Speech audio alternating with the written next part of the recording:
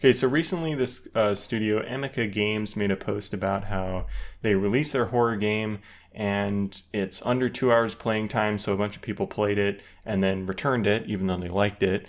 They returned it because they can, because Steam allows that. And then Kotaku wrote an article about it where they don't link to the original tweet, but instead just copy and paste the contents into their article. Classic Kotaku. At least they actually link to the game. Then I noticed Kotaku's tweet about their article has a bunch of great responses on it. Some really brilliant minds here. Horror games need at least 6 hours of plot. Simple solution, just make the game longer. Why would you make a game that's 90 minutes? That's his fault. Here's a crazy idea. Don't sell it on Steam if your game can be beat in 90 minutes. Just add another hour or two of content. Steam's policy isn't a secret. He knew this going in. Small-time game dev here. They are right. Just make games longer. Give people an excuse to go back and search for things.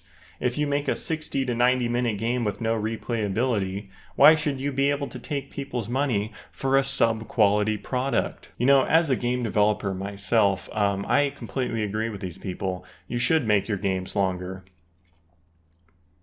You should add a 2-hour timer to the main menu and make so people can't click play until it hits 0. And then you should put a note under the timer saying, if you want to play the game right now, refund the game and go buy it on itch, because itch is an actually good platform for developers. It's cool that you can refund games, because that wasn't a thing before, and it's great that this major platform lets you refund games, because there's a lot of scummy major studios out there who take advantage of people and release half-finished games and games that aren't that good and charge $60 for them. But it definitely, on the flip side, this policy does punish small-time game developers. So if you're making games that are under 2 hours and you're worried about people exploiting the system, what you do to prevent people from exploiting you is you exploit them right back. I'm a big fan of malicious compliance, and when there is a bad policy that punishes you, you should follow the policy badly. So in this case,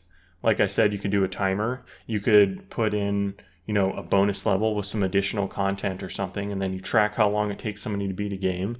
And it's like, okay, it took you 90 minutes, so let's just put a 30-minute timer on the main menu. Once this timer hits 0, you get some bonus content. Or you could even just put a timer in a note that says, you won't believe what happens when it hits 0.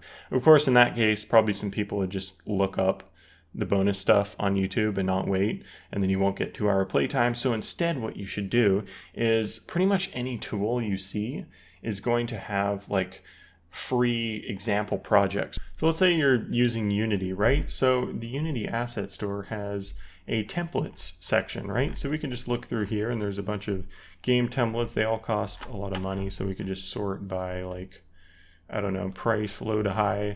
Let's find some free, and there's this Perfect Jump 2D game, right? And it shows you how to make, basically a jump game, for example, right? So all you have to do is download this, add it to your game project, right, as a mini game, get some thematically appropriate free assets off of OpenGameArt, and put those on here, and then add it it's like a bonus mini game, bonus mode under the main menu, and say, if you beat this, you get some bonus levels and stuff, right? This is like a cool bonus mini game or something that one of our game characters like to play in universe lore or something, I don't know, right? And then you just coincidentally make it take exactly 30 minutes to beat. And there you go, you have your timer. Nobody knows it's a timer. It's garbage. It's terribly trash garbage. That's not fun. But according to this person here, who's a small-time game developer, because you've added that in, your game is now a quality product that is worth people's money. So yeah, when you see dumb stuff like this, 2-hour refund policy, don't complain. Just think, okay, how can I get around this with the least effort possible, right? Without actually negatively affecting the game itself, because you don't want to compromise your game's vision, right? That's the whole point, is I want to make small games that are quality and don't have artificial time extenders, right? So you make your game, and then you put some garbage on the side that people, and then you convince people to play through the garbage, separately from your actually good thing. And then you hit your goal of 2 hours, and then you don't have to worry about it. A lot of things can be approached this way, right? For example, nobody on Steam buys games unless they're on sale. So what you do is you charge an extra $5 for your game and then put it on sale for $5 less. As usual, the word of the day is fuck 'em. Always. That is always the word of the day. When you have dumb people who are exploiting the system to take your work and not pay for it, you should exploit it right back.